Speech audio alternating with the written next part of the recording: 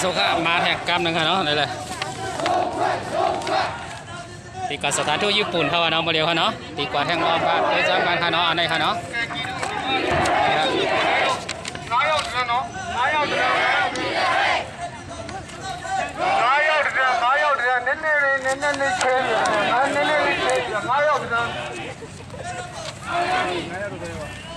ในตีกับสถานทูตญี่ปุ่นว่าค่ะเนาะการจำกันด้วยค่ะ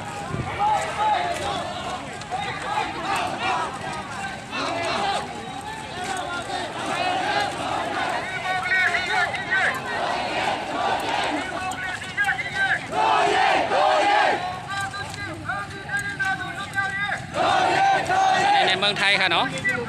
ในเมืองไทยค่ะในเชียงใหม่ครับประตูตาเป้ตีเรือนกับตีสถานทูตญี่ปุ่นค่ะเนาะญี่ปุ่นหรือว่าญี่ปุ่นค่ะเนาะ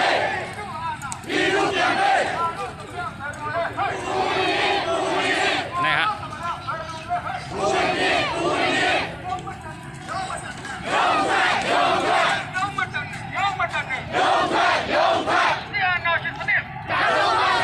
อันนี้ตั้งหลังค่ะตั้งหลังค่ะอันนี้ตั้งหน้าค่ะด้วยค่ะ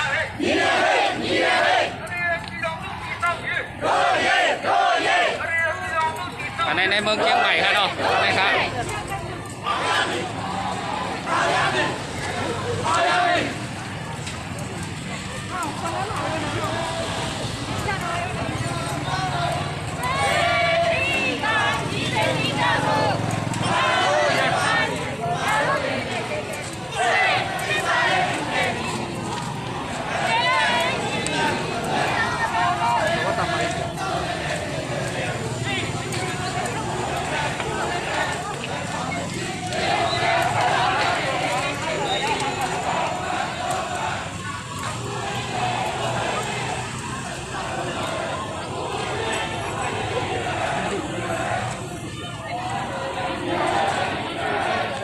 อันนี้มันจะมีกูเจ้าคือค่ะเนาะตีมาเมื่อไหร่ค่ะเนาะตีเมืองเชียงใหม่ครับประตูตาเป้ค่ะเนาะตีเรือนเมื่อตีกองสถานทูตค่ะสถานทูตญี่ปุ่นหรือว่าญี่ปุ่นค่ะเนาะนี่ฮะในเมืองไทยค่ะเนาะสารคัดหลวงปองจึงมันค่ะเนาะสารคัดตีเขาเฮ็ดไทยพี่น้องคนเมืองค่ะเนาะนี่ค่ะเนาะอยู่ในเชียงใหม่ค่ะอยู่ในเมืองไทยค่ะเนาะนี่ค่ะเนาะอันนี้ตั้งหน้าค่ะอันนี้ตั้งหลังค่ะด้วย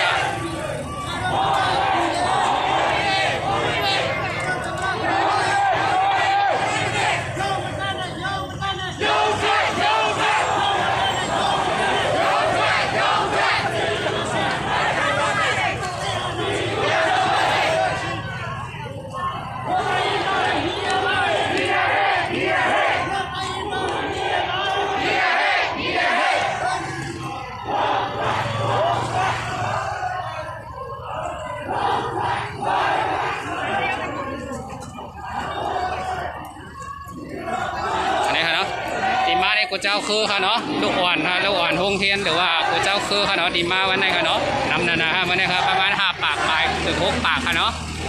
อันนี้ค่ะในเมืองเชียงใหม่ค่ะ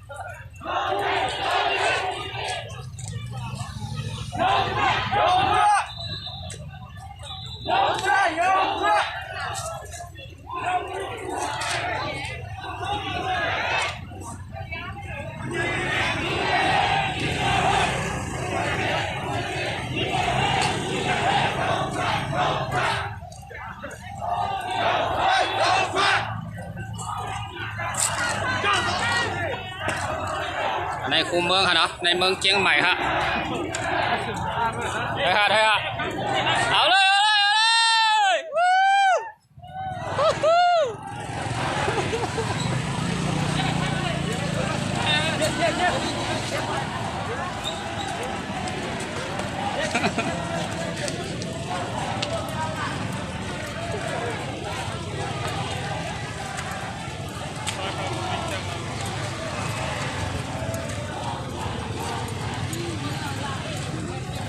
พี่ก็ได้ผ่านท่านบอกอย่าไปคือไป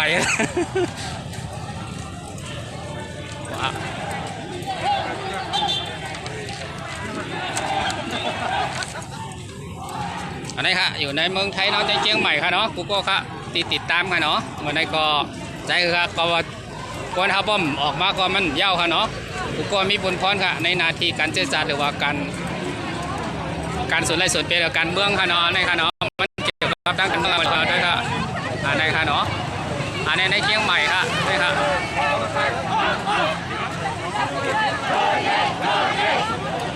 ในเมืองเชียงใหม่ครับสถานที่ที่ได้กาที่สถานทูต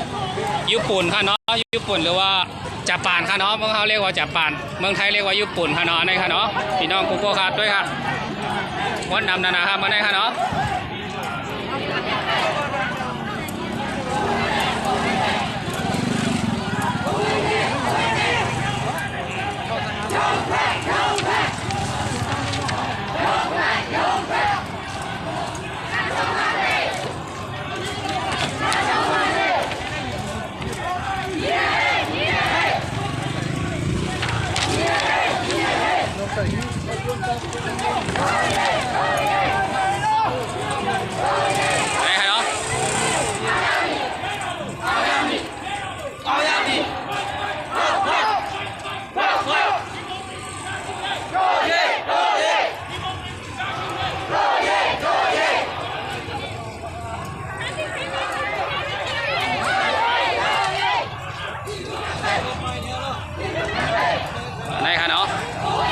กันลูกค่ะพี่น้องเมืองใต้เมืองไทยค่ะเนาะมาเร็วกันเนาะมาเดี๋ยวมันลามมาถึงเมืองไทยอะค่ะพี่น้องแรงงานอันนี้เป็นพี่น้องแห่งการยานเมืองค่ะเนาะ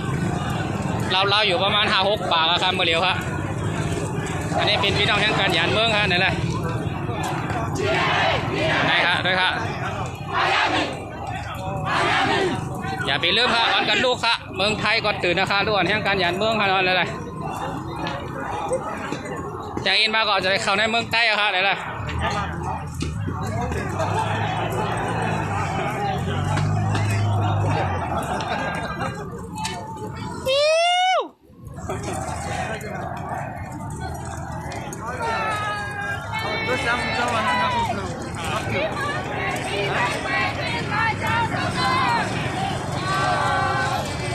ยาวนะยาวข้ามมาเดียวครับเนาะที่กับสถานทูตหรือว่ากงศูนย์ครับกงศูนย์ญี่ปุ่นครับให้รอบคู่เมืองเยอะได้ป่ะ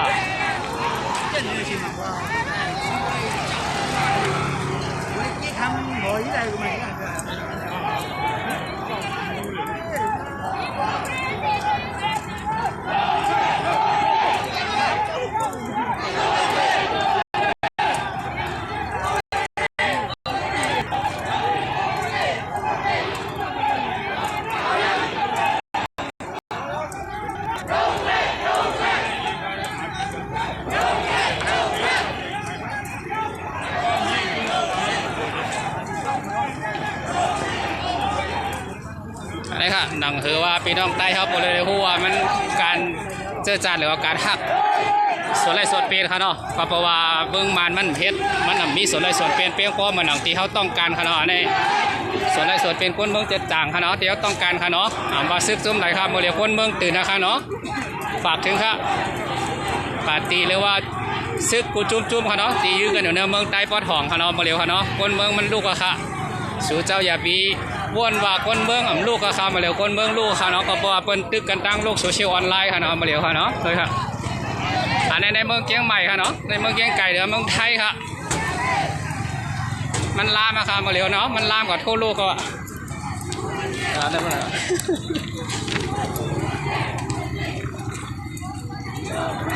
อันนี้มันลามกว่าทั่วโลกเขาเนาะมาเร็วเขาเนาะ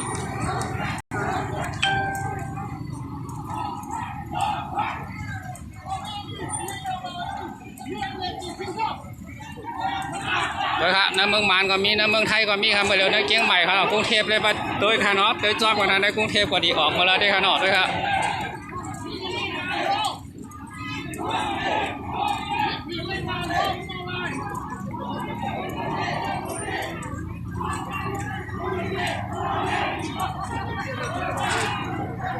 อันนั้นตั้งหน้าค่ะยาวหน่อยนะครับด้วยครับ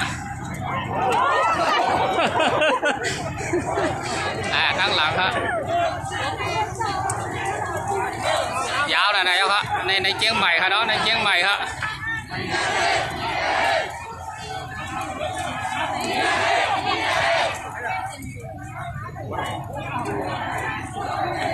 มาสู้ข้าโกโก้ข้าเนาะเลยมาได้มันนี่กลางใจว่าเนาะมาเรียกว่า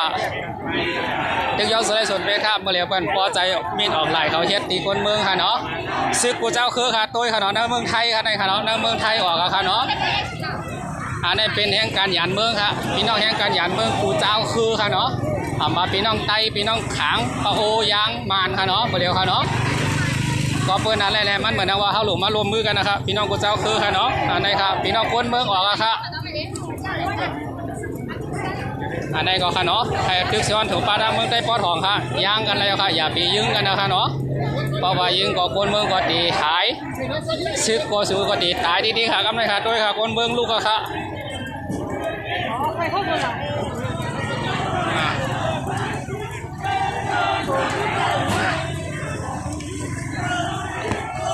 เด็ดไม่หนาวครับเนี่ย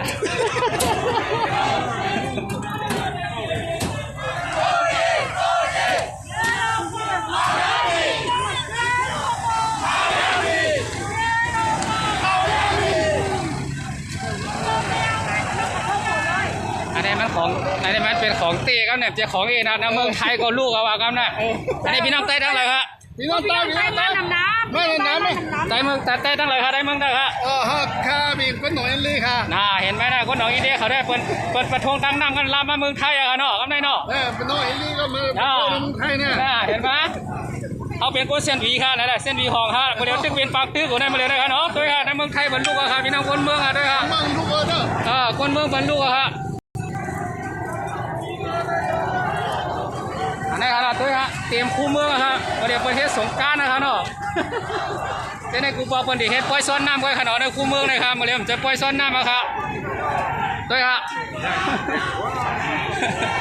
มาเรียมจะปล่อยซ้อนน้ำครับมาเรียวครับเนาะกำนันอะไรเปิดวันกันซ้อนน้ำก่อนเดินทางอะไรครับเนาะ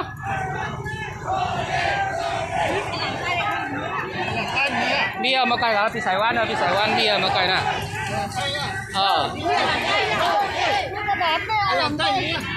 มีหูแบบมาไกลถึงว่าพี่เดียวมาพื้นใหญ่ๆเนี่ยหมอต้องเอาไม้หรอมันจะเจ้าเครื่องเลี้ยวน้ำมีเหลือที่ปลาโมรอนนี่นะนั่นแหละเขารู้อันนี้คือเปิ้ลเรียกว่าไฟแค่ยามมือเลี้ยวน่ะพี่น้องคนเมืองหลวงลูกก็ซึ่งนั่นหลวงอากูเขายามมือเลี้ยวน่ะอากูอะไรอากูมันได้ชิดแบบนี้คนเจ้ากองนี่มีพี่ร้อยไปเก็บกองยิงกันละลายกันเสียลายคนน่ะคนเจ้ากองนี่มีร้อยไปมือเหลือนี่ประท่งกันในหลวงห้องนี้นะก็นั่นแหละอันนี้มันได้ยิงกันกว่ายิงแล้วมือเหลือนี่มันยิงกันทีแรกมือเหลือนี่ของบอกเขามาเอาแล้วมึงตายก็เอาว่าเขาเอาว่าไปเลยอันนี้ค่ะเนาะด้วยค่ะเนาะอันนี้ค่ะเนาะมีกูเจ้าคือครับมาเร็วครับเต็มมาครับมาเร็วไปเล่นน้ำกันในคูเมืองครับมาได้ครับวันที่4ครับวันที่4เดือนธันวาคมครับ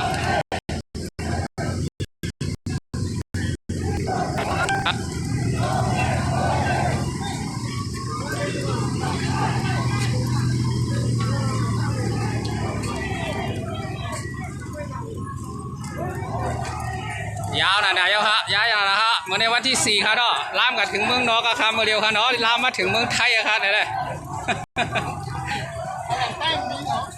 การมาไปตัวการมิติปีสายว่านเนอะการมามิติปีสายว่านเนอะนี่ก็แล้วเพราะก็เลยใหญ่ๆก็โอ้เมื่อกี้เขาเดี๋ยวพายใหญ่ๆมากต้านนี้เดี๋ยวอะเอามีของเขามีฟอร์มหมดเลยเขาเนี่ยชอบนะไม่น่า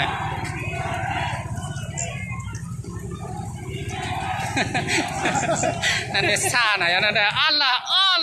เดินมีอะไรตายวะอะไรครับเนาะตัวข่าวตัวเงาพอครับเนาะเพราะว่าในโลกโซเชียลออนไลน์ครับเปิ้นตึกกันโลกในโลกโซเชียลออนไลน์ครับเนาะมาเรียกเปิ้นตึกกันกองกลางๆเปิ้นย่างครับเนาะมาเรียกครับเนาะ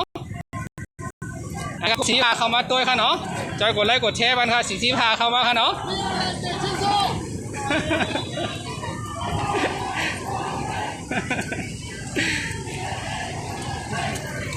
45 43ครับเนาะมาครับนั่นแหละ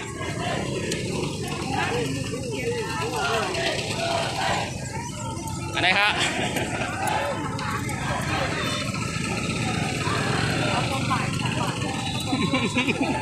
ตายว่ามีหนองลายตายกับนายว่าตัวตายอ่ะตายกับเนี่ย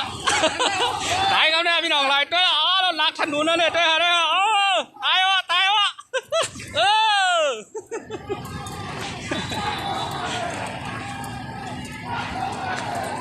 มันเป็นอยู่เป็นชุกเอาว่ามาเร็วแน่นอน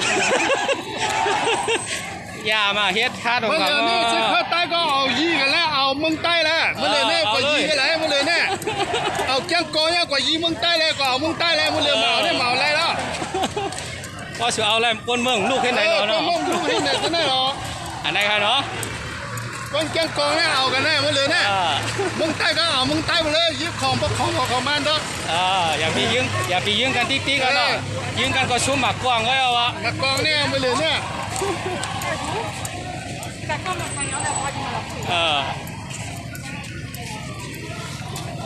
เอาค่ะยินจมกูโก้ค่ะเนาะ52ค่ะติดตามค่ะเนาะได้กดไลค์กดแชร์มา55ครับหมายสงค่ะกูโก้ค่ะเนาะมาในเกมใหม่ค่ะเนาะในเกมใหม่มาในวันที่4ค่ะเดือนธันวาคมค่ะเนาะก็นั้นแหละเนี่ยบอกว่าในเมืองมานก็ได้ยันฝูงคนตาย60ไปเนี่ยค่ะเนาะอันนี้ก็มันเป็นว่าตีคนเมืองหันจ้ำกูสิ่งกูอย่างให้แล้วในพี่น้องแห่งการหยานเมืองค่ะเนาะอันนี้ค่ะเนาะดีมาในเกียงใหม่เนี่ยค่ะเนาะเป็นพี่น้องแห่งการหยานเมืองกูเจ้าคือค่ะได้ค่อยแค่ค่ะเนาะอันนี้ค่ะมันเป็นส่วนในส่วนเป็นของโค้ดเขาตีกากองศูนย์ญี่ปุ่นหรือว่าญี่ปุ่นค่ะเนาะตีกับสถานทูตค่ะเนาะมันเมืองไทยก็ไม่เรียกว่าสถานทูตของญี่ปุ่นหรือว่าสถานทูตญี่ปุ่นค่ะเนาะดีกว่าเนี่ยค่ะเนาะก็เพราะว่าอันนี้มันเมื่อก่อนบันดีเฮ็ดปล่อยช้อนน้ำไว้ค่ะเนาะจำได้มันเป็นปล่อยช้อนน้ำก่อนเดินท่าค่ะมาเดียวค่ะเนาะในเมืองเกียงใหม่ค่ะในตัวเมืองกำเดียวค่ะในค่ะเนาะอันนี้ค่ะแต่ว่าพี่น้องใต้เขาตึกอีอยู่ค่ะเนาะเผื่อใครออกมาก็ออกมาค่ะเนาะเมื่อไหร่ครับตึกต้านหนูค่ะมาเดียวค่ะเนาะพอมาก็ขี่รถเครื่องกับที่สถานทูตญี่ปุ่นค่ะเนาะหรือว่าสถานทูตญี่ปุ่นค่ะเนาะปันกันมาค่ะเพราะว่าใครมาเมื่อเดียวค่ะเนาะใครมาดีกลางใจจ้อมค่ะเนาะออกมาเลยค่ะเมื่อเดียวตึกต้านหนูค่ะเมื่อเลยเนี่ยไปก็เขามันตีมีกี่ทำถึงทุ่ม2 ทุ่มเลยค่ะเนาะกูเจ้าคือค่ะออกมาเลยค่ะเพราะเลิกงานเจ้าหน้าเนาะออกมานำค่ะตีอยู่ในเกียงใหม่ครับออกมาเลยครับในเกียงใหม่ค่ะเนาะมาจูกันตีประตูตาเป้ค่ะเนาะได้ยินว่าตั้งผู้จัดงานเขาเดบอกมันสองมันเนาะย้อนนั่นเลยเนี่ยออนกันมานำครับเพราะเผิดด้านค่ะเนาะเลิกงานก็มาเลยค่ะเนาะ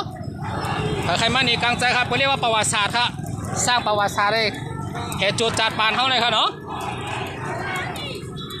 เขาเรียกว่าสร้างปืนค่ะสร้างปืนตัวเก่าไว้ในเมืองใต้ก็มันหู้ไว้ว่ามันเปลี่ยนจังหือภาพมันตัวค่ะเนาะใช่ไหมครับ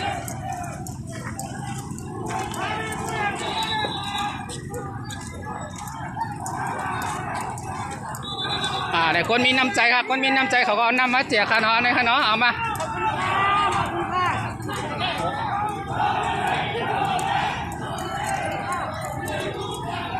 ในค่ะเนาะเดี๋ยวว่าเมื่อได้ก็มาเลยความเตรียมใจครับเมื่อไหร่ใครหันมึงก้อนขอห้างทางมันค่ะเนาะอันไหนผมก็ต้องการค่ะอันไหนผมต้องการมีค่ะในค่ะด้วยครับ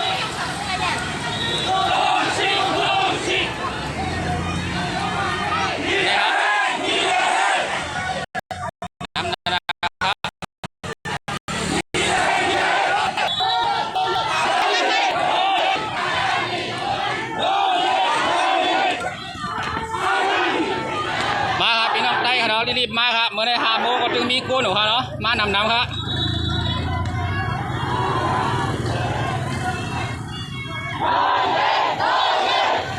หนังคือมันพอได้ออกทูกำพากับคันเอาออกมาครับมานำก็ไปตัวต้านก็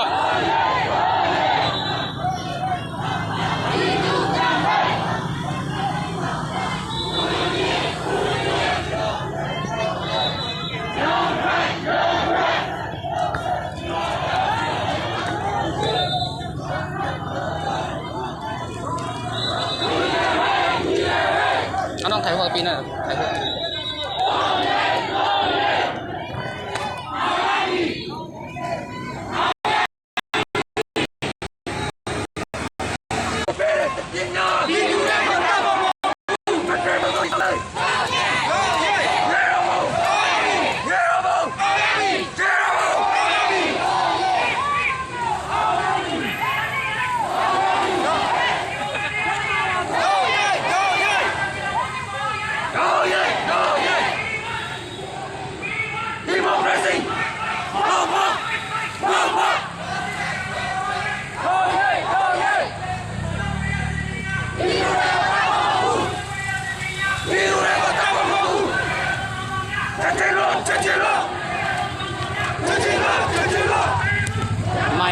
ด้อสุดยอด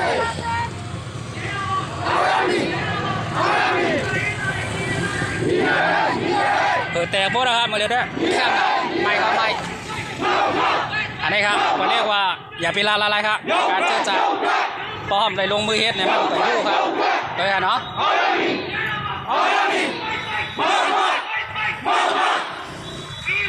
โมกมากฮะเด้อ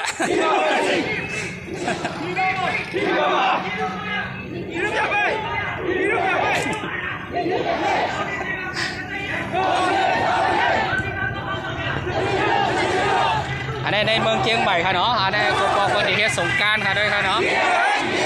มาเลยได้เป็นสงกรานต์การเมืองอะค่ะเนาะมาเร็วค่ะเนาะอันนี้ค่ะเนาะนี่ครับอันนี้ในเชียงใหม่ครับอันนี้ในเมืองเชียงใหม่ค่ะเนาะความนั้นแหละเนี่ยดังเมืองใต้ก็อย่าปีใจเล็กค่ะเนาะคนในเมืองใต้ล้วนแห่งการหยันเมืองค่ะเนาะมาเร็วออกมาค่ะเนาะอันนี้ก็ฝากถึงกูก็ค่ะเนาะตีตัวก็จะติดตามแล้วก็จะกดไลค์กดแชร์มันดำๆค่ะเนาะนั่นในหนังสือปีน้องใต้เลยปีน้องกูเจ้าคือปุ่นเล็กต้มหนึ่งค่ะเนาะในเมืองไทยครับอันนี้ล้วนนักศึกษาหรือว่าพี่น้องแห่งการหยันเมืองกูเจ้าคือค่ะเนาะที่มาตกอยู่ในเมืองไทยค่ะเนาะย้อนเบอร์ว่าเขาใครไล่ไอ้ซึกมาปีเมื่อคนนึงกูเจ้าคือแหละบอกอันนี้กับสถานนำเพื่อเนาะนั่นแหละอันนี้มันนี่เขาค่อยแค่ค่ะในกูเจ้าคือค่ะเนาะตีมามาเร็วเลยค่ะเนาะมาได้ว่ายางกะเหลี่ยงมูเซอร์กะเหลี่ยงอีกก็มีหมดค่ะในค่ะเนาะอันนี้ค่ะเนาะ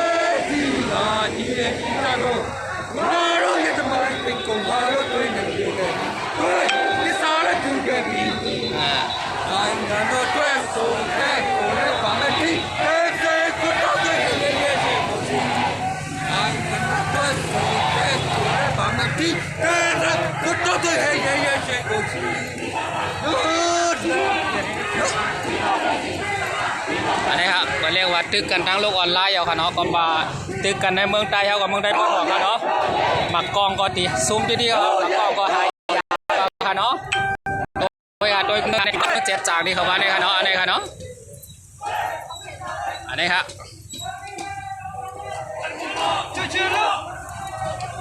อันนี้มันเรียกว่าสงครามออนไลน์อะค่ะในมันมาถึงเมืองไทยอะค่ะเนาะอันนี้ก็ไอ้ตัวจอมครับคนที่เรียนเพียงการเมืองหรือที่โกนเทียนการเมืองค่ะเนาะโกนเมืองลูกอะครับมาเร็วค่ะเนาะ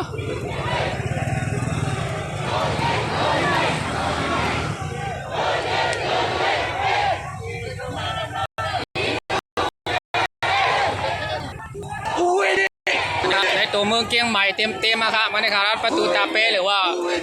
ถนนคนเลื่อนค่ะเนาะคนที่มาในกลางใจกันในค่ะเนาะก็เผาตันก็เลือกงานตึกมาอะไรเทียงค่ะเนาะเลือกงานก็ตึกเข้ามาอะไรเทียงค่ะเนาะ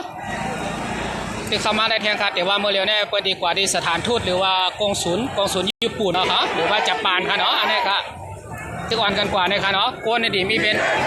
ท่าปากควายในมีค่ะเมื่อในค่ะเนาะตีมาเมื่อเร็วในค่ะเนาะมีอยู่คนประมาณท่าปากควายล้วนแห่งการหยันเมืองค่ะเนาะอันนี้ยังไปมาหมดค่ะเนาะอันนี้ครับ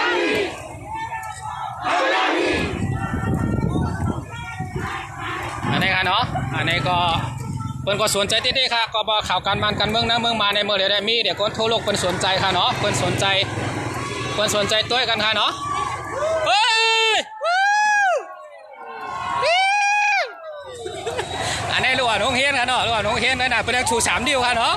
ก็มา3 นิ้วมันสำคัญไปเดียวอ่ะ3 นิ้วมันสำคัญเนาะมันลามแล้วครับประเทศไทยครับประเทศเมืองพม่าเด็กๆชู3 นิ้วแล้วเด้อเอ้ยอันนี้สื่อสารกันรู้เรื่องแล้วเล็กๆชู3 นิ้วเลยเห็นไหมเล็กๆชู3 นิ้วแล้วเด้อสัญลักษณ์อันนี้เด็กๆนักเรียนเนาะเด็กนักเรียนเด็กๆเนาะอันนี้ก็เด็กๆเขาไม่ชอบนิ้วการชู3 นิ้วมันลามทั่วประเทศแล้วนะเดี๋ยวละนี่ค่ะเนาะลำบากก็เล็กก็ใหญ่ค่ะเนาะการชู3 นิ้วเนี่ยมันที่เป็นสัญลักษณ์หรือว่าเป็นที่หมายต้องกับทั่วกับทายเอาค่ะเนาะโมเดลค่ะเนาะในค่ะเนาะเนี่ยการที่ยกมือ3 นิ้วเนี่ยมันเป็นสัญลักษณ์ค่ะเนาะหรือว่าเป็นการที่หมายต้องค่ะเนาะจะในค่ะเนาะ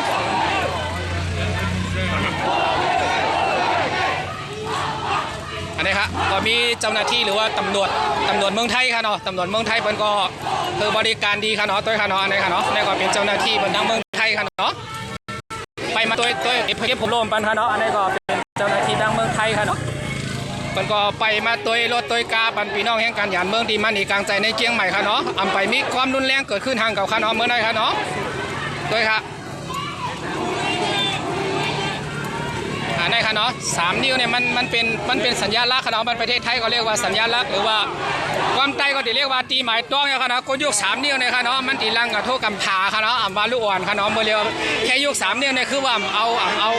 าซึกเป็นใหญ่ค่ะเนาะเอ้ยคนที่มีน้ำใจก็ตึกแจกน้ำแจกเข้าแจกของค่ะเนาะอันนี้ค่ะเนาะด้วยค่ะเนาะอันนี้ก็คนที่มีน้ำใจค่ะอันนี้ในเมืองเชียงใหม่อะค่ะเนาะอันนี้ค่ะช่วงวันที่80ค่ะเนาะยี่ห้อว่าบ้านเขาไปเขาแค่ค่ะนำค่ะเชื่อมอะไรมาก็พบเผิดด้านค่ะเลือกงาน5 โมงค่ะเนาะมาเลยแทงค่ะเลือกงาน5 โมงมาเลยแทงค่ะ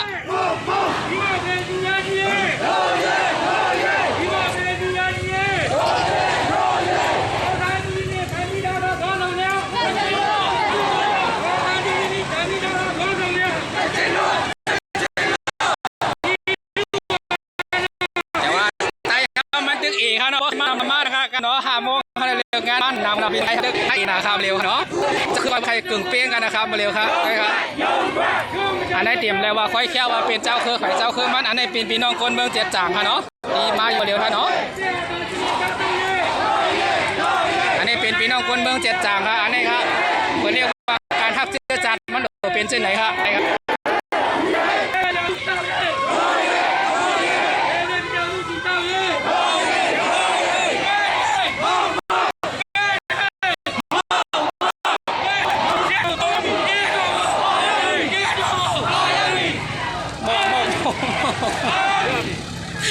อะไรค่ะเนาะ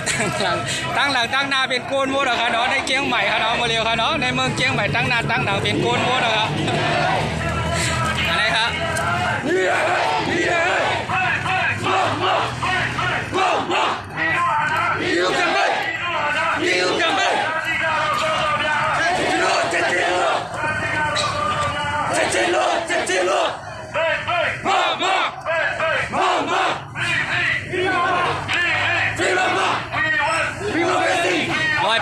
ลอยไปครับโคเช่นำครับเจ๊เช่นำชาวในเกี้ยงใหม่ค่ะเนาะในเนาะเกี้ยงใหม่มันล่ามนะครับ3 นิ้วล่ามครับล่ามโคโลครับมาเดียวค่ะเนาะอันนี้ค่ะเนาะเจ้าหน้าที่หรือตำรวจเมืองไทยประเทศไหนค่ะเนาะประเทศเหมือนซึกมันค่ะเนาะด้วยค่ะเนาะอันนี้ครับประเทศเหมือนซึกมันประเทศตัวพี่น้องคนเมืองค่ะด้วยค่ะเนาะอันนี้เป็นตำรวจไทยค่ะเนาะตำรวจไทยหรือว่าเย่ค่ะเนาะอันนี้เป็นประเทศต่อพี่น้องคนเมืองค่ะ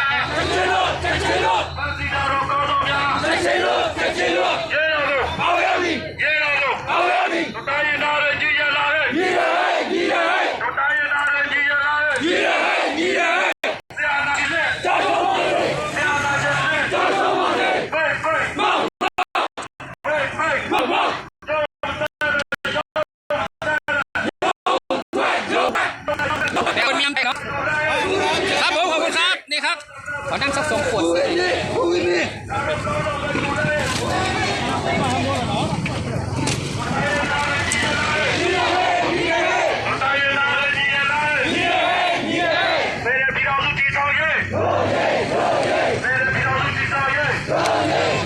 นี่ค่ะเนาะคนที่เจียงน้ำคนพี่ค่ะนี่ค่ะเนาะเพื่อเรียกว่าน้ำใจพี่น้องคนเมืองต่อกันเนาะคนเมืองต่อคนเมืองค่ะนี่ค่ะเนาะพี่น้องคนเมืองก็จะว่าอยู่ในเมืองไทยอยู่หลายๆครับมาเดียวค่ะเนาะนี่ค่ะมาเจียงน้ำค่ะเนาะนี่ค่ะเนาะ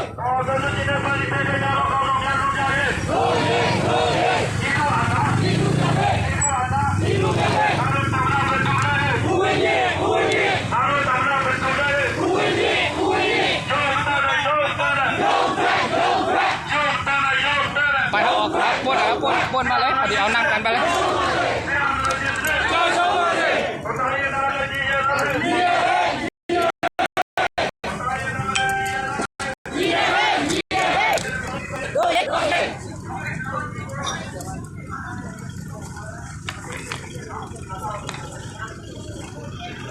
นี่นั่นแหละก็ขาดอะไรขาดเลยเอานี่เราไม่เนี่ย อันนี้ค่ะเนาะอันนี้ครับมาเร็วก่อนนักข่าวบนสังสิงมาหมดนะครับเนาะมาเร็วครับเนาะอาจจะอลังการครับประมาณ5 โมงพอเลิกงานก็มาเลยเที่ยงค่ะเนาะไปเยี่ยวกันข้างในไว้ค่ะเนาะอันนี้การสถานทูตนะจากกับรถ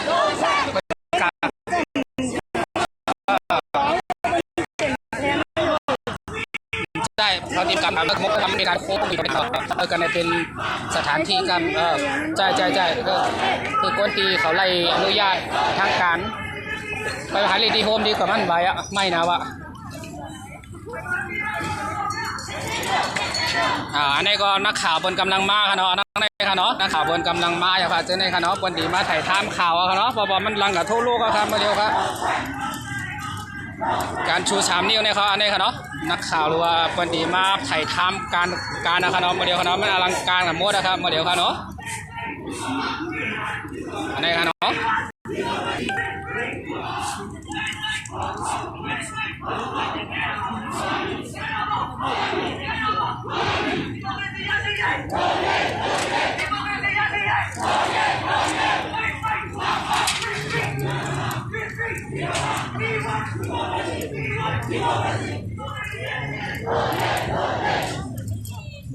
เนี่ยมันจะตกมืด2 อันตกไม่รับแล้วมด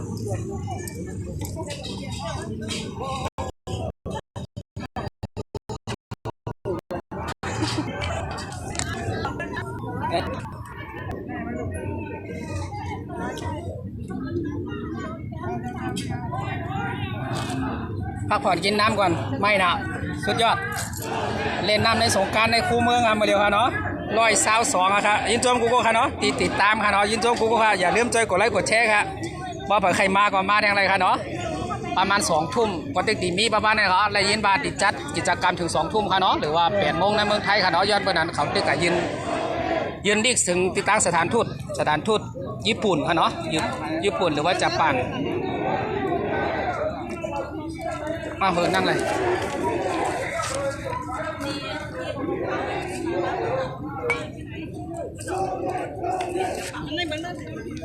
คิดว่า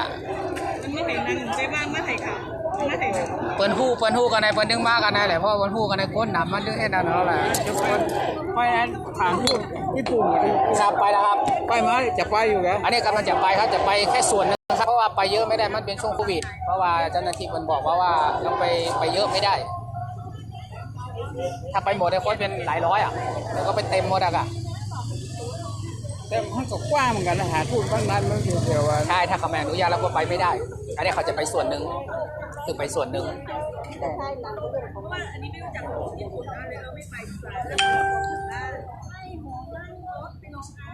แต่ถ้าเย็นๆมาในรถมันจะกินนะครับ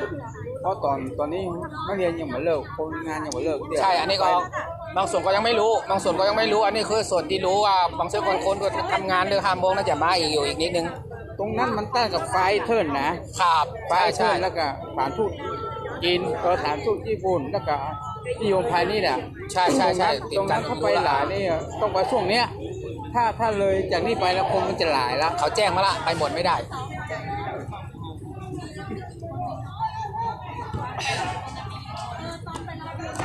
มาสูงกูก็ค่ะมาสูงค่ะนั่นแหละมาได้พิจารณาทุนจ่อมาหลีค่ะเนี่ยมาได้พิจารณาทุนจ่อมาหลีค่ะเนาะอันนี้ค่ะเสียงหัวใจก้นเมืองค่ะเนาะนี่ค่ะเนี่ยมาเนี่ยมาโฆษณาดังเสียงหัวใจก้นเมืองไปค่ะนี่ค่ะเนาะอันนี้ค่ะป้อมใจเสียงหัวใจก้นเมืองเนี่ยเหตุการณ์จัดเจจานนี่มันโปรเต็มร้อยค่ะขี้บนซึ่งนั่นค่ะเนาะย้อนเนี่ยใส่เสื้อกอมสร้างก้นเมืองจึงใจค่ะเนาะอันนี้ค่ะเนาะมาโฆษณาไปค่ะเนาะด้วยค่ะในมาขายค่ะ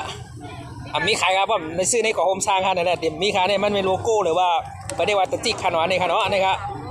พอเฮ็ดตาก้นเมืองเลยพรดีขาพิจัยทุนจ่อโคนึงขาไล่โซสีขาดึงดาขาดึงมาค่ะตาก้นเมืองค่ะตาก้นเมืองเลยพรดีค่ะเนาะพอเฮ็ดตาก้นเมืองเลยพรดีมาซื้อจุ่มในคำกะมาซื้อเขซื้อขางซื้อใต้ที่อยู่ในเมืองมาในค่ะดีเมืองใต้ในค่ะคำเจียค่ะพอเฮ็ดตาก้นเมืองเลยพรดีขาดึงมาค่ะอันนี้มันตาก้นเมืองเลยพรดีค่ะแต่ว่ามาย้อนตาขาก้นเดียวค่ะเนาะอย่ามาจุดส่วนตาขาก้นเดียวค่ะมันมาเฮ็ดในนามแต่ว่าในส่วนเป็นของเขามีส่วนเป็นของคนเฮาโกโก้ค่ะเนาะ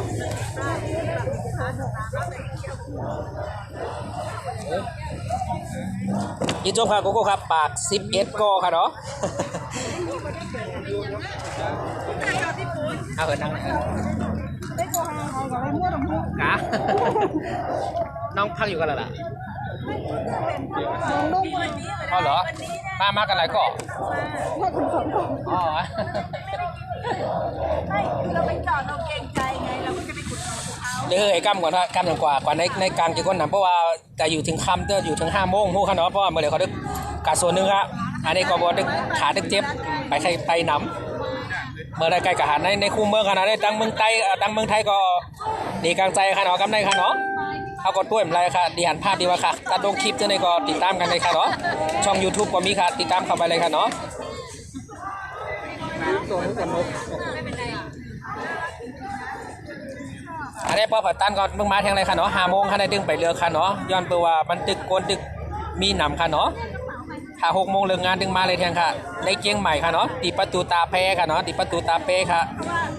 ในห้องเรียกรายคอนตุ่มก็ว่าค่าส่งเบอร์ค่ะเนาะพอเผมาก็พอมาก็โทรมาหาค่ะอะไรค่ะเนาะที่เขาในห้องคนเรียกรายห้องเรียกรายตั้งหู้ค่ะเนาะกูก็ค่ะดีอยู่ในกลุ่มเขาค่ะเนาะน่าจะในค่ะพอสไตล์มันเป็นแห่งการยันเมืองกอปวาเอาตัวในมากค่ะเอาเสียงซื่อหัวใจเสียงหัวใจก้นเมืองค่ะก่อโอมสร้างก้นเมืองจึงใต้ค่ะนี่แหละเขาต้องอะไรก้นเมืองจึงใต้ด้วยค่ะนี่แหละคือกอหลงโอ้ดีไผ่ไรลีเพราะว่าเมื่อเดี๋ยวในมานเขาก็เริ่มกินนะคะด้วยค่ะในเผาด้วยนะคะเนาะซึกมานก็มีข้าวกินก็ย้อนกินก้นเด็กกลางใจอะค่ะด้วยค่ะเนาะเริ่มค่ะเนาะเมื่อว่าวันที่4เอาเมื่อในวันที่4ลูกซื้อเขามีข้าวกินมีน้ำกินนะคะมาเดี๋ยวด้วยค่ะเนาะก็เพราะว่าเปิดปิดช่องทางขับรถไปมากมีข่าวเสียมกาค่ะเนาะไข่หมูด้วยจ้อมค่ะด้วยจ้อมข่าวกูวันค่ะก็เพราะว่าเมื่อในก็มีข่าวใน UN หรือว่ารุ่มกำผาค่ะเนาะเขามีประชุมกันไว้ว่าเขาดีมาตัดสินในเมืองมาในเปลี่ยนจึงถือไปด้วยข่าวจ้อมค่ะเนาะก็นั่นเลยค่ะก็ติดตามข่าวอยู่ค่ะเนาะไปด้วยจ้อมกันกัดที่ค่ะจนกว่าเมืองไต้หรือว่าเมืองโฮมตุมในค่ะเนาะเมืองโฮมตุมในโบสติเลกกัดเย็นมีปุ่นพรกูโก้ค่ะอันนี้ค่ะเนาะอย่าบีว่าคนยิงคนใจค่ะเดี๋ยวมันมีปุ่นพรกูโก้ค่ะส่วนอะไรส่วนเปลี่ยนก็ป้อมมาเนี่ยมันจะมาย้อนตาขาวก็เรียกว่าค่ะกอบนั่นแหละตากูโก้ค่ะตีมาป้องมาลาแฮมก้าเนี่ยก็ป้าเจอสู่เขานั่นค่ะอันนี้ค่ะเนาะค่ะก็ลาสีค่ะความเจอในค่ะเนาะป้อค่ะแต่ตัวสดค่ะเนาะไม่น่ายินจงค่ะ1 ปากเก่าอ๋อ1 ปาก10 เก่า1 ปากเช้าโอค่ะยินจงกูโก้ค่ะเนาะอย่าลืมกดไลค์กดแชร์วันค่ะยินจงกูโก้ค่ะตั้งนานนะตึงมีนำหนักอันนี้พักผ่อนง่ำก่อนกระเลือนมาไม่นะเลือนแตกหมดแล้วอะ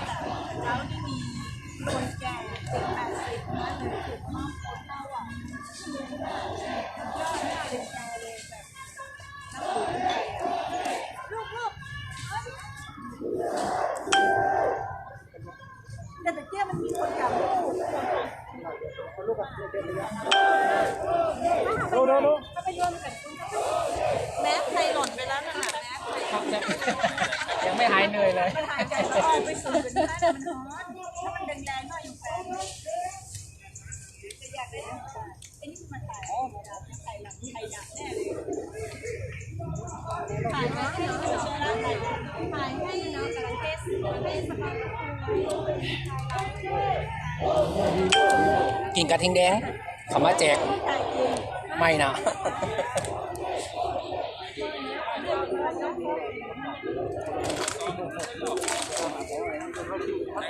อันนี้เขาแบ่งกันเป็น2 ส่วนครับเนาะมาเดียวกันเนาะกากกองส่วนหนึ่งครับปักหลาไว้กันนะครับเนาะเพราะเผิดมากก็มาอะไรอย่างกันในเมืองเชียงใหม่ครับเนาะในตัวเมืองเชียงใหม่ครับ117 114ก็อยู่ในเมืองไทยค่ะเนาะในเมืองไทยเชียงใหม่ค่ะเนาะเผิดตั้นก็มาอะไรค่ะเนาะเผิดตั้นก็ใครมาอะไรค่ะเนาะมาเดียวค่ะเนาะตึกมีข้าวยามหมูค่ะเนาะมาเดียวตึก2 โมง40 2 โมง24ไว้ค่ะเนาะมาอะไรค่ะบ่ผ่าหักเจอจาดอะไรใครหนีกลางใจเนี่ยเป็นประวัติศาสตร์หรือว่าเป็นปืนค่ะเนาะเอามาอยู่เมืองไทย10 ปี20 ปีตอนเฮ็ดจะไหนประกอบนั้นเลยเนี่ยไม่เปิ้นเรียนกันโลกโซเชียลออนไลน์ค่ะเนาะเรียนการเมืองค่ะเนาะเปิ้นจะมาเอากองเอากลางยื้อกันเย้านี่ให้ปองใจซื่อไหนค่ะเนาะกูโก้ค่ะเนาะ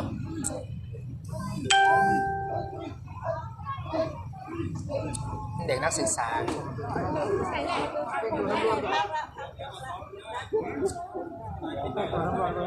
ไม่รู้นะถือไม้หน้าสามไปบวชเลยถ้าไปแล้วก่อนจะเริ่มเข้าไปเลยไปอ่ะอันจริงก็แบบโอ้โหต้องรู้ว่าต้องมาชุมนุมนี่นะก็ต้องถ่ายเข้าบ้านเข้าเนาะต้องถ่ายไปเรื่อยๆอย่าง กับน้องเองเนี่ยที่9 ปี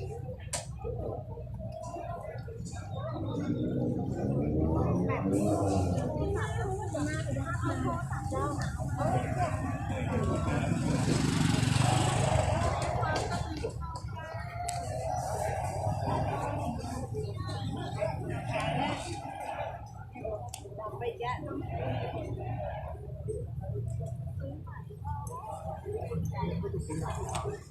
อย่าเพิ่งซื้อปีหน้า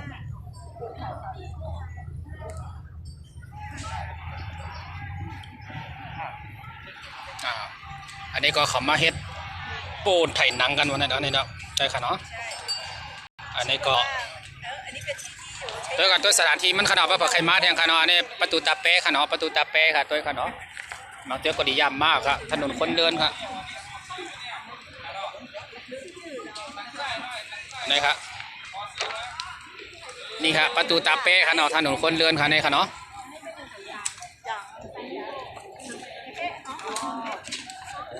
หันหน้าไปหันน้ำโค้งไปเชิง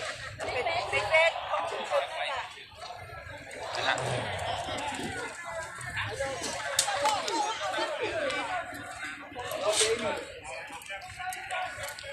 อันนี้ครับเขามาถ่ายทำหนังค่ะเนาะหรือว่าถ่ายละครค่ะเนาะโปรปิติโยค่ะว่าด้วยค่ะนะอันนี้ก็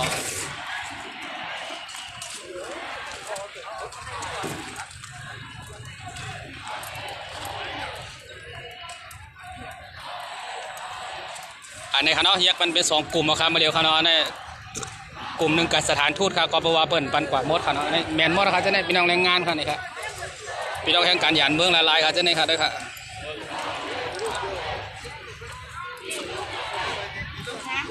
ครับ พาตัวท่านมาทำงานแล้วท่านจะเจ็บไหมเจ็บได้ว่าเป็นไงบ้างตอนนี้ อันไหน อย่างเราเจอว่า นี่ ดูที่ได้ยายฟังข่าวเนี่ยได้ฟังข่าวเมื่อเช้าเนี่ยดูข่าวได้เห็นได้อีก คนหมดนี้คือล้นบุรีฆ่าประชาชนไงหมดเนี่ยคนที่ฆ่าประชาชน แล้วมองในตัวปลอดภัยไหม คนไหน ไอ้มองในตัว หม่องชูชู ใช่ ผมยังไม่รู้จักเลยหม่องชูชูอ่ะ เอ้าพวกเราบัดเลย นะ ไม่รู้เรื่องเหรอ ผมไม่รู้ เออ เออ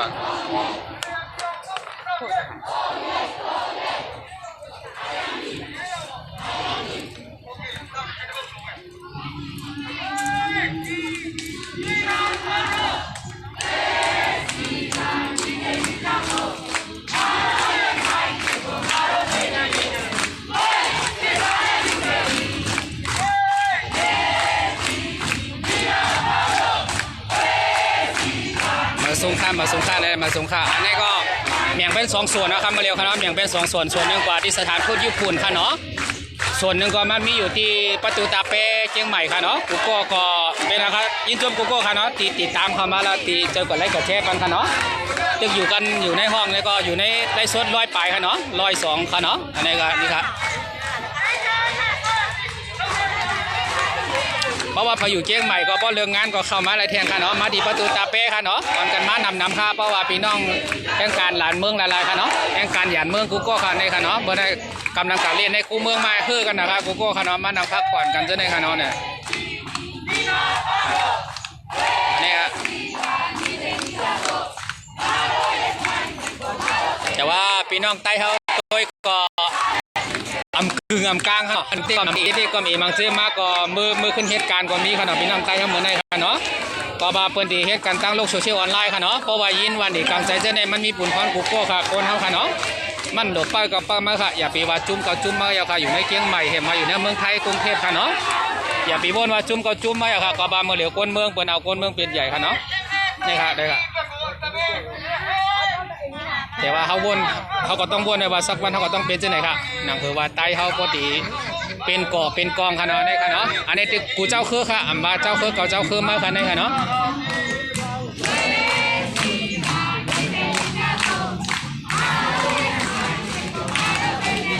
อันนี้ค่ะเนาะ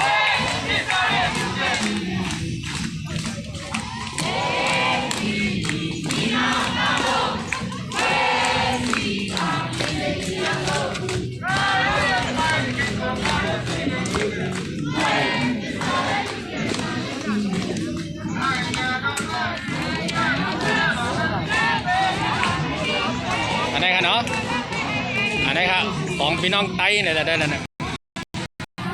เอากดตันยีมาแล้วพื้นใหญ่มากครับเมื่อไหร่เขาใหญ่มากท่านค่ะเนาะก็นั่นแหละมาเมื่อไหร่ก็ถามว่ามันเอ็นหนำใจลองเอ็นค่ะนั่นเป็นของตีค่ะเนาะในค่ะเนาะอันนี้ครับ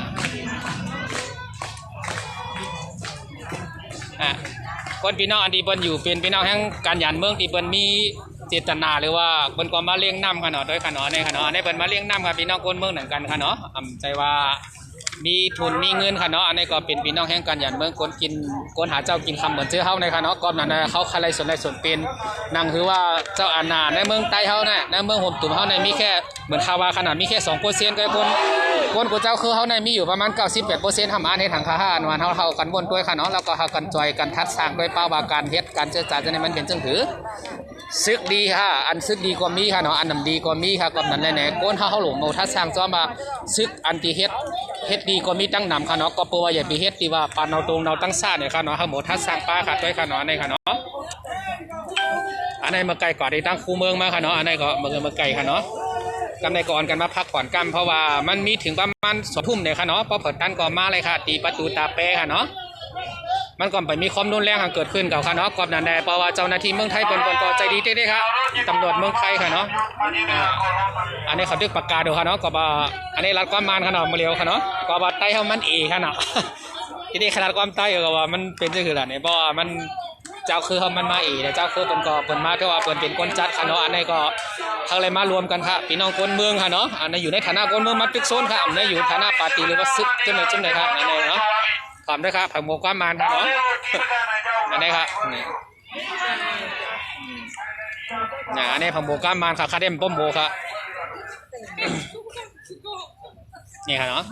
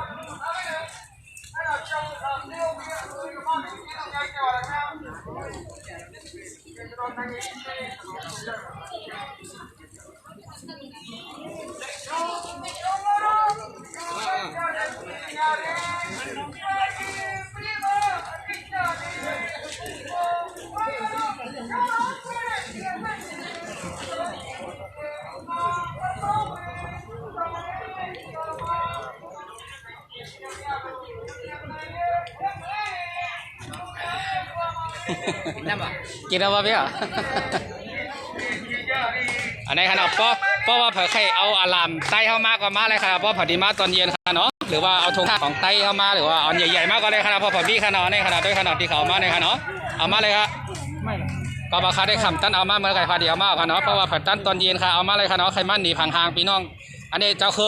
อกูเจ้าคือกับตีมาในค่ะเนาะแต่ว่าเจ้าคือไต้ก็ค่ะเนาะตีมาเดี๋ยวว่าเพราะใครเอามาพังหางธงชาติหรือว่าตุงเจือจัดค่ะเนาะเดี๋ยวมาในเป็นอันนี้เป็นจัดค่ะตุงเจือจัดค่ะพี่น้องอันนี้ปลองค่ะเนาะอันนี้ค่ะเนาะในค่ะเนาะตุงเจือจัดปลองค่ะเนาะที่อยู่ในเมืองโฮมตุ่มค่ะเนาะเมืองโฮมตุ่มเมียนมาในค่ะเนาะก็นั่นแหละเนี่ยเพราะพี่น้องใต้เขาตอนเย็นเพราะเผื่อใครมาก็เอามาเลยค่ะเอามาในพังหางหรือว่าใครเต็มพื้นตัวเก่าไว้ค่ะตัวค่ะเนาะอันนี้นั่นคือเป็นพวกที่พูดจักอันนี้ค่ะในเขาอะไรมาเล็กๆของไว้ค่ะเนาะย้อนนั่นแหละเพราะว่าตอนเย็นเพราะเผื่อมาตึงมีอยู่ค่ะขย้ำตึงมีแทง5 โมงค่ะเนาะเมื่อเดี๋ยวแค่2 โมงครึ่งไปค่ะเนาะเพราะเผื่อใครเอามาพื้นใหญ่ๆก็เลยค่ะเนาะก็ว่าดีกลางใจด้วยว่าตึกส่วนไรส่วนเป็นของเขาเนี่ยมันมีค่ะเนาะมันมีปุ่นพรโกโก้ค่ะออนกันมานำก็เลยค่ะเนาะตอนเย็นค่ะเนาะเพราะว่าในห้องหลายๆคนตุ่มตึกเลยยินเดี๋ยวก่อนเนี่ยก็ขึ้นโทรมาหาเขาว่าเบอร์มีนั่นค่ะเนาะโกโก้ค่ะเนาะด้วยค่ะเนาะ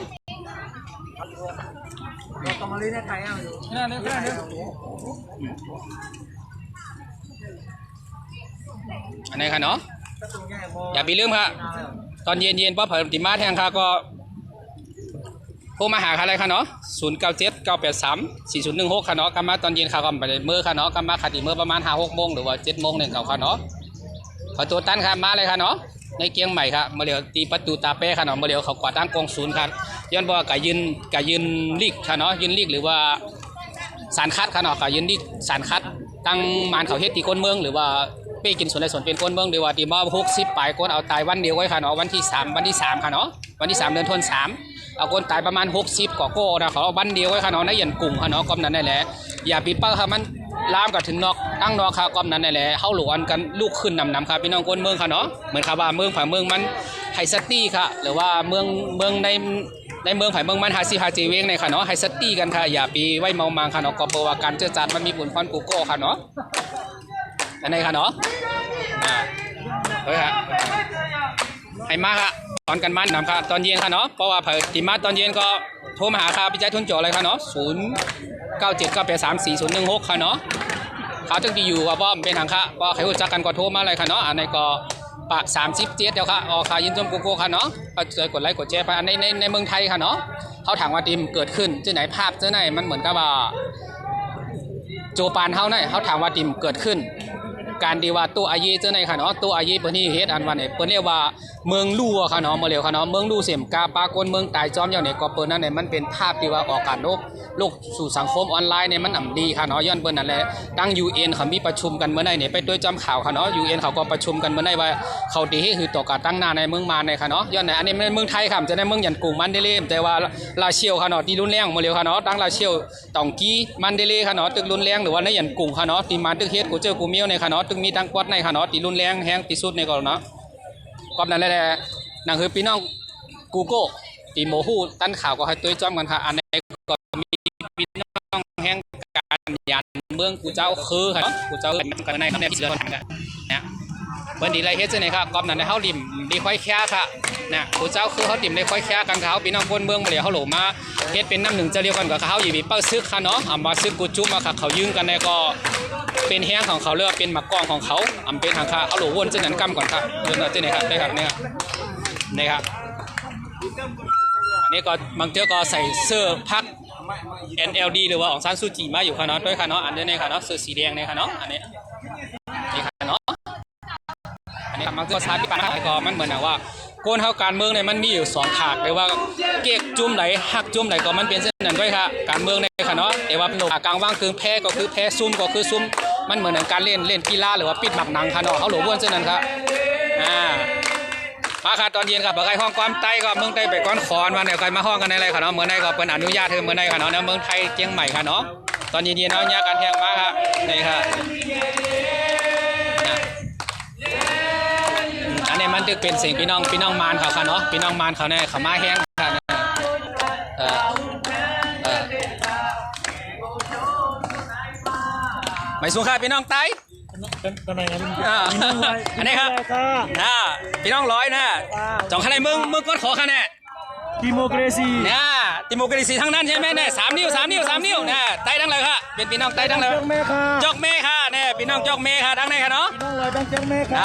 เห็นไหมต้องเป็นหนึ่งเดียวกันค่ะใช่มีก้นปาก60ไปค่ะด้วยค่ะเนาะยินจมกูโก้ค่ะเนาะมาเมืองไทยเมืองมานค่ะเนาะย้อนเปิ้นอะไรพี่น้องใต้เขาตอนเย็นมาเลยแทงค่ะกูโก้ค่ะเนาะอย่าปีใบเมามังค่ะการเจอจัดมีปุ่นพรกูโก้ค่ะเนาะมาถึงมาเลยนะครับตอนเย็นมีค่ะเนาะถึง2 ทุ่มเนี่ยค่ะเนาะมาค่ะอันนี้ค่ะด้วยค่ะนี่ค่ะเนี่ยอย่าไปลืมเอาอาลามหรือว่าธงชาติของพี่น้องใต้เข้ามาขนาดนี้ค่ะเหลืองเขียวเรียงคาไรม่านเรียกไว้ค่ะเมื่อไก่คาใหญ่ๆมากท่านเอามาค่ะอันนี้ค่ะเนาะอันนี้ค่ะยินจมถูกค่ะเนาะมันมีกูเจ้าคือค่ะเนาะตีมาเมื่อไหร่ค่ะย้อนเปิ้นนั่นเลยเนี่ยเขาอย่าปีวนว่าไพ่ไม่เปิ้นนำถึงเขาเนี่ยเขาอย่าวนเจ้าในค่ะเนาะลองเจ้าในมันเป็นบุญพรกูโก้ค่ะพี่น้องกูเจ้าคือค่ะเนาะย้อนนั่นเนี่ยอ่อนกันมานำครับปาก70ค่ะยินจมค่ะเนาะปาก70ยินจมกูโก้ค่ะที่เข้ามาตัวอยู่หมดเลยนะครับเนาะอันนี้มันเป็นในเกมใหม่ครับตัวนี้ครับไปมาแล้วเดี๋ยวก่อยมือค่ะเนาะถึงมาแล้วได้บินพี่น้องใต้ลายได้ค่ะเนาะเปิ้นที่อยู่กันเป็นกลุ่มเป็นกองให้ไหนค่ะเนาะอันนี้ค่ะมันเป็นทหารที่น่าฮักเด้ๆค่ะเนาะอันนี้ค่ะเนาะอันนี้ห้ามค่อยแค่ว่าเป็นพี่น้องเจ้าคือไหนในค่ะได้ค่ะอันที่พรรค NLD ที่เปิ้นฮักของซานซูกีเปิ้นก็ต้องใส่เสื้อโค้ทอันนี้มันเป็นเรียกว่าสิทธิของโกนเฮาเนาะสิทธิของโกนเฮาตโก้เขาคิดเลยว่าเป็นจึงหือการเจรจาเขาเป็นจึงหือเนี่ยเขาดิ่มได้ค่อยแค่ว่าการเบื้องในเปิ้นเรียกว่าเหมือนหนังก้นปิดหมักหนังค่ะเนาะก้นปิดหมักหนังแล้วปิดปุลุ่มเลยค่ะเนาะแพ้ชนะมันต้องฮู้ค่ะก็เพราะว่าเมื่อเร็วเนี่ยซึ่งมารเขาซุ่มยก่อมฮู้จักฮู้จักโป้ให้เลยกำในมันเหมือนว่าเปิ้นเรียกว่าใจตั้งฮุกค่ายหรือว่ากลายเป็นว่าฆาตกรเนาะว่าเมืองไทยเป็นฆาตกรหรือว่าเป็นผู้ก่อการร้ายของในเมืองมานะครับซึ่งมันเมื่อเร็วเนี่ยค่ะเนาะอันนี้เป็นสิ่งไหนครับเนี่ยมันภาพมันออกไปทั่วโลกครับเมื่อเร็วเนี่ยครับเนาะอันนี้ครับเปิดตึกกันตั้งโลกโซเชียลออนไลน์ครับเปิดตึกกันในป่ายิงเขามาด้วยครับ เมื่อก่อนที่เป็นนะครับเมื่อเป็นนะครับเดี๋ยวเนี่ยมันนำถึงพยานค่ะเนาะอันนี้ในเมืองเชียงใหม่ค่ะเนาะตีประตูตาเป้ค่ะตีประตูตาเป้หรือว่าถนนคนเดินค่ะเนาะเพราะเผอตันตัวเมื่อใน5 โมงเย็นอย่าปีลืมค่ะออนกันมานำค่ะเนาะมาในกลางใจหรือว่ามาในผังหางพี่น้องกูเจ้าคือค่ะเนาะมาพี่น้องไต้ไว้ค่ะที่อยู่ในเมืองเชียงใหม่เนี่ยเป็นพี่น้องแห่งการยานเมืองค่ะด้วยค่ะเนาะอันนี้ค่ะเนาะนี่ค่ะปาก90ครับปาก90ครับยินชมกูโก้ค่ะเนาะปาก90ครับปาก90เอาปาก80ปาก93ครับเอายินชมกูโก้ค่ะเนาะอย่าลืมกดไลค์กดแชร์มันค่ะดังคือว่าคนเมืองใต้เฮาตีนี่กลางใจอันว่าเนี่ยเฮาก็ตีเลยคู่หันกันไว้ตลอดก็ว่าเน็ตเมืองเฮาเปิ้นปีกค่ะเนาะตีเคเขาส่งสัญญาณอินเทอร์เน็ตมาตัดในเมืองใต้ค่ะเนาะส่วนใหญ่ก็มันสิเป็นในอย่างกลุ่มในมันเดลีค่ะเนาะก็ว่าเจอในมันสิแห้งเน็ตเต็มบ่มีเนี่ยค่ะเนาะเอาย้อนเปิ้นนั่นแหละให้หมดถ่ายคลิปแล้วส่งวิดีโอเจอในแม่งหากันนำครับก็นั่นแหละเมื่อวันที่3วันที่3ที่ผ่านมาคนตาย60ค่ะเนาะในยันกลุ่มค่ะเนาะอันนั้นก็มันเป็นภาพผู้ค่ายที่ว่าเปิ้นอำพอใจและคนเมืองพอใจกันได้เหมือนว่า UN เขาก็ประชุมกันเมื่อไหร่ค่ะเนาะในกำลุมกำผาเปิ้นประชุมกันเมื่อไหร่ว่าเปิ้นสิเฮ็ดคือต่อกันดังหน้าก็ประมาณเนี่ยมันสิเฮ็ดให้ก่อนในแทงค่ะเนาะก่อนกันต้วยข่าวค่ะเนาะกูโก้ข่าวต้วยค่ะยินชมครับปาก91นะครับปาก91ค่ะยินชมกูโก้ค่ะเนาะในค่ะเนาะนี่ก็เป็นพี่น้องใต้เฮาค่ะเนาะบางเทื่อก็มือพองค่ะเนาะกำนันแหละบางเทื่อก็ลงไปเฮ็ดการเฮ็ดงานนี่ค่ะเนาะตอนเย็นเผาตันก็มาอะไรแทงค่ะเนาะก็ว่าการตึกซนหรือว่าการตึกซนตรงวงกลมหรือว่าการสนไรสนเป็นจะได้มันมีผลพรค่ะเนาะมีผลพรกูโก้ค่ะในค่ะเนาะอันนี้ค่ะเขาก็ไปมือค่ะเนาะคนนั้นตึกเพราะว่าเมื่อเหลี่ยมันแบ่งเป็น2 กลุ่มแบ่งเป็น2 กลุ่มหรือว่าไปอยู่เอาไปตีลุ่มกองศูนย์หรือว่าสถานทูตค่ะเนาะกับที่สถานทูตญี่ปุ่นกึ่งนึงครับย้อนว่าเขาตึกไปมาค่ะเนาะอันนี้ครับรีบมาค่ะเนาะเพราะมาก็อย่าไปเรื่องเอาธงชาติหรือว่าตุงเจ้าจาดของเขามาค่ะเนาะเพราะผมมีอันใหญ่ก็เอามันใหญ่ๆค่ะเอามาใหญ่ๆค่ะเดี๋ยวเขาได้เรียนผังทางค่ะเขาดีมาถ่ายรูปซ้อมกันแทงค่ะพาก่อนไปมือค่ะเนาะเพราะผมดันก็ตึงมาอะไรแทงค่ะมาค่ะอันนี้ครับเปิดมีธงชาติเลยก็เหมือนว่าตุงเจ้าจาดเนี่ยเพราะเขาออกโน้สู่สังคมออนไลน์เนี่ยมันดีกว่าไกลค่ะเนาะย้อนนั่นแหละเนี่ยพอเขามาหนีผังทางมือเลยมันเป็นโอกาสของกูเจ้าคือค่ะที่เป็นหนีเนี่ยค่ะเนาะเนี่ยอัมบับบอลลองว่ะตาอังเขาจะได้ว่าคนรวยเขาจะได้มีโมดขายกันเนาะที่มีธงชาติกำมาก็อาจจะรวมกันรีบมาบาง5 โมงเขามีตุ้งโป่งตุ้งอย่าทำครับ2 ปากปลายอะค่ะยินชมกูโก้ค่ะเนาะเมื่อไกลไปเรือนขบวนในถนนคนเดินในถนนคนเดินในคูเมืองค่ะเนาะไปกันในคูเมืองมาล้อมมาในคือเมื่อไกลก็คือกันนะคะเนาะด้วยกันวันการพักผ่อนค่ะเนาะใช่ไหมครับนะวันการพักผ่อนค่ะด้วยนะครับการในคูเมืองมาเมื่อไกลค่ะเนาะอันนี้ก็ตึกพักผ่อนกันค่ะอ๋อค่ะยินจมกูโก้ค่ะเนาะ2 ปาก20 ปลายอะค่ะยินจมค่ะเนาะจอยกันแช่น้ำค่ะหนังคือว่าการเจรจาเขาตีไรเดือนมันกัดตั้งนานนะครับพี่น้องคนเมืองเขาได้ป้องใจการเจรจานำก็ผลพรมีกูโก้ค่ะเนาะอัมบากูเจ้าคือค่ะนี่ค่ะเปิ้นมากันในเปิ้นมาเลยน้ำใจค่ะเนาะเขาเรียกว่าอัมพันดีกูโก้อติมาได้ขึ้นน้ำใจหรือว่าใจน้ำหนึ่งใจเดียวกันใช่ค่ะเนาะผมได้จ้างมากค่ะเจ้าในค่ะผมได้จ้างผมได้ห้องมาห้างผังมันค่ะเจ้าในค่ะผมได้จ้างได้ห้องค่ะเจ้าในค่ะอันนี้ค่ะกำดิมาแทนค่ะเนาะรถเครื่องได้บางทีเปิ้นได้กาสถานทูตค่ะเนาะเจออันเปิ้นมีบุญพรให้อะไรเปิ้นเรียกว่ามีพาสปอร์ตเจ้าในค่ะเนาะเพราะว่ามันใจแค่เฮ็ดเรื่องเล็กๆอะค่ะเขาเรียกว่าตีมีแค่3 ชีพแค่มั่นใจค่ะบริเวณมันนำนะคะโกนดึงมาทิกค่ะเนาะอ๋อค่ะยินจมกูโก้ค่ะเนาะ2 ปากปลายค่ะเนาะ2 ปาก23มาค่ะยินจมกูโก้ค่ะติดตามอยู่ค่ะเนาะแบดดึงน้ำของข้ามเป็นฮะอาจจะได้ถ่ายชดตอนเย็นแห่งกรรมค่ะเนาะกรรมเพราะว่าเขามาตีเป็นสื่อเนี่ยเขาไปตัวข่าวจ้อมกันแทงค่ะเนาะอันนี้การสาวอย่าลิ้นแข่งกันค่ะการเรียกราคาได้ละซื้อเพราะว่าเฮ็ดตากก้นเมืองค่ะเนาะเฮ็ดตากก้นเมืองไรพรดีค่ะก้อนหนึ่งถึงเข้ารวมเพราะว่าเอาเกาวาป้ากันเป็นได้มันป้าค่ะการเจรจาเลยค่ะเนาะในกูโก้ค่ะเนาะด้วยค่ะเนี่ย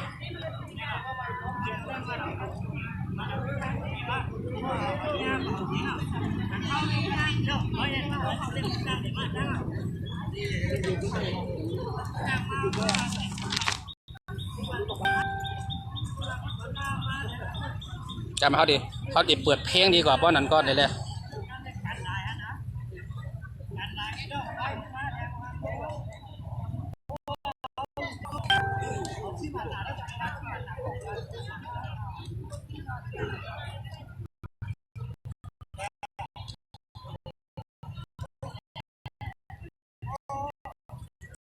ในมาเนาะกำมาพอผ่าตัวตันอะไรต่าง5 โมงเย็นค่ะเนาะ เชียงใหม่กันนี่แหละมาลงที่ก่อนนะเพราะนั่นก็นั่นแหละไหนมากก็นั่นแหละนั่งใจหุบนั่นเลย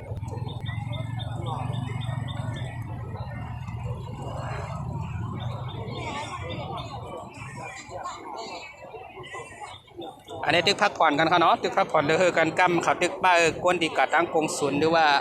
การสถานทูตญี่ปุ่นมาค่ะเนาะที่เลยคำตอบจึงหือค่ะเนาะ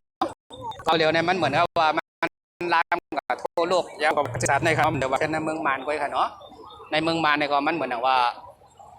เป็นอะไรอะเป็นเพหลวงครับเมื่อเดียวค่ะเนาะในเมืองมานเลยค่ะเนาะเอาแล้วทำไมเน็ตแล้วเป็นอย่างนี้ล่ะ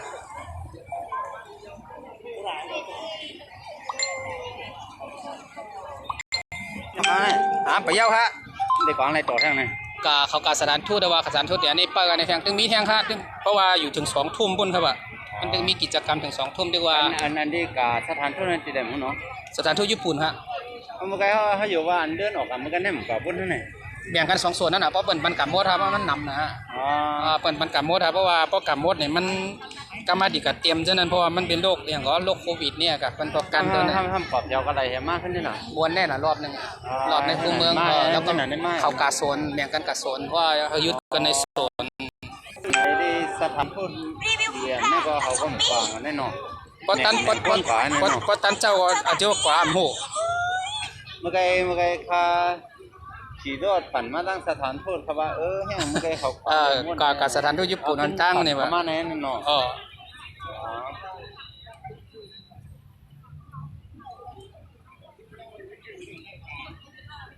คอมเด็กเย็ดอย่าง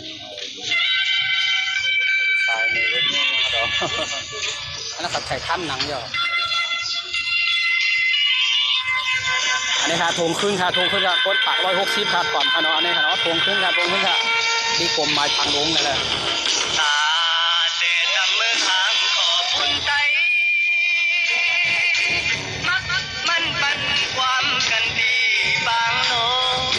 นี่ค่ะเนาะนี่เจ้าครับปาก74ครับปาก74นั่นแหละอันนั้นเชียงใหม่ค่ะเนาะจะได้งานเนาะของไทยค่ะเนาะ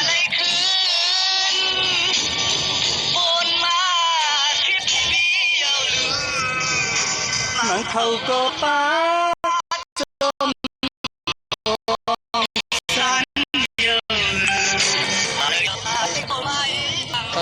ใจมันแบ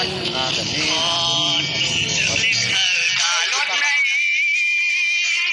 เพราะว่ามัน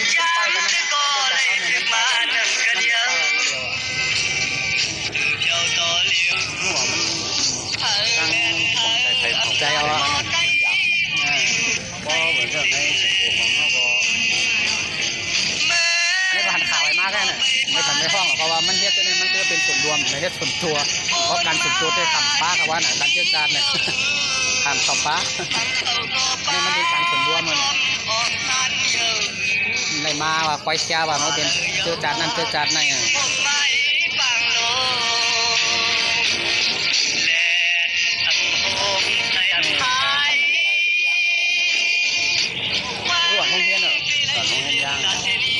พ่อย่างเหรอกำลังเพราะว่า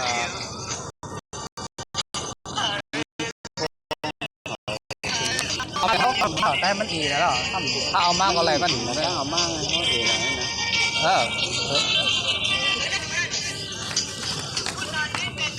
ก็แค่มาหนีทางกันแล้วครับแต่ว่าติมัดตึกต่อเมืองนั่นแค่มาหนีทางเหมือนกันแค่แล้ว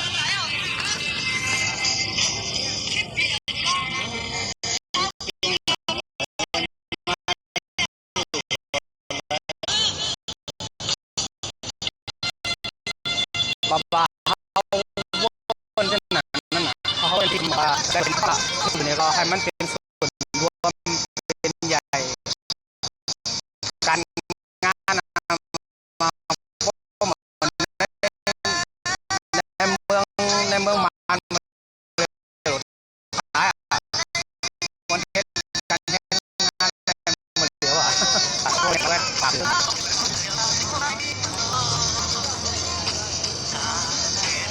โอเค ใต้อย่างเงี้ยพี่น้องใต้เจ้าตรงกลางเนี่ยแต่ส่วนใหญ่ร้านความใต้นะพี่น้องกะเหรี่ยงเขาก็ ประมาณเนาะ เออ อะไรสดข่าวเขาก็ได้งงๆอ่ะนะมั่วยิ่งอันยิ่งเพราะว่าของร้านนึงร้านเขาเดียวเขาเป็นคน เขาไรเงี้ยนะตั้งเมืองคนพูดประมาณนะเขาบอกเขาทำได้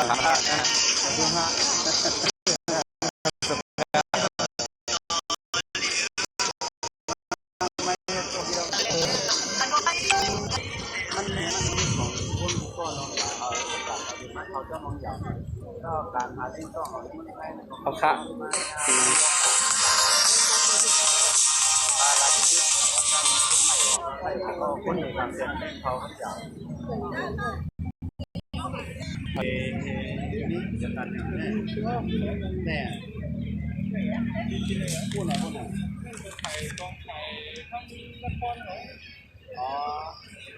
ขอพักผ่อนกันกั้มก่อนขนาดนี้เลยกลับมาสักเขากาสถานทูตญี่ปุ่นมาเข้าไปถ่ายทอดสดกันแทงกั้มค่ะเนาะเพราะว่าโกนก็ตึกตีมาแทงค่ะเนาะอันนี้ก็กำเข้าถ่ายทอดสดแทงค่ะเนาะกูก็ไปติดตามเนี่ยก็สักประมาณ4 โมงหรือว่า5 โมงข้างในค่ะเนาะไว้ตัวครับแต่เราจึงนำความเป็นครับเมื่อในทั้งวันค่ะเอาเฮ็ดโก้กันในโลกโซเชียลออนไลน์ค่ะเนาะกามาก็ให้มันเป็นพรดีแทงกรรมค่ะเนาะเดี๋ยวก็เปิดกรรมก่อนค่ะเพราะว่าเขาตึกกองศูนย์หรือว่ากาสถานทูตญี่ปุ่นหรือว่าญี่ปุ่นค่ะเนาะเมืองเขาก็เรียกว่าญี่ปุ่นค่ะเนาะโอเคยินจงกูโก้ค่ะเนาะกรรมก็ไปติดตามกันใหม่แทงค่ะเนาะเพราะว่าเขาก็ดึกดีอยู่ถึงค่ำค่ะเนาะเมื่อไหร่ค่ะเนาะเมื่อเดึกอยู่ที่ประตูตาเป้ค่ะเนาะอันนี้ดึกอยู่ที่ประตูตาเป้ค่ะเนาะพอผ่านมาก็มาเหลียวก็มันก็ตึงมีเพราะว่ามันมีความรุนแรงทางเกิดขึ้นในก็พี่น้องใต้เอาเริ่มมาค่ะเนาะนั่นค่ะเนาะอันนี้ค่ะอันนี้ก็มาค่ะเนาะอันนั้นแหละพี่น้องใต้เขาก็เริ่มมาดีๆค่ะมาค่ะเพราะว่าผ่านเรื่องงานผ่านเตาตั้นก็เนาะฝากแชร์กันค่ะเนาะพอฝากแชร์กันนำค่ะเพราะว่าผ่านเตาตั้นก็สาขาโมกในอันกันมานำก็เลยค่ะเขาได้หนีทางพี่น้องใต้เขาที่ว่าเขาก็ยังเป็นส่วนหนึ่งอยู่ในที่ว่าย้อนส่วนใดส่วนเป็นค่ะเนาะอันนี้ก็มันค่อยแค่ค่ะเป็นพี่น้องเจ้าเคือไหลตีมาในค่ะเนาะแผ่นในว่าเป็นใต้ปลงมานย่างปะโอกบนั่นแหละโกนเฮามันหลูค่อยแค่เลยว่าแยกแยะออกว่าการเจรจากับการเมืองหรือการส่วนตัวจะในค่ะเนาะอันนี้ก็ใส่โคตรได้มันตักยาเลยนั่นครับ โอเคยินจงกูก็ค่ะเนาะก็มาเฮาสังเกตโทษจันแทงกรรมกับเพราะว่าเขาลูกสถานทูตญี่ปุ่นมาได้เลยความตอบจังหือในก็ขาดติมาถ่ายทอดสดบอกพี่น้องเขาแทงกรรมค่ะเนาะปากไปค่ะโอเคยินจงกูก็ค่ะมาสูงค่ะเนาะพักผ่อนกรรมก่อนบ้านนั้นก่อนเลยก่อนค่ะไปสูงค่ะ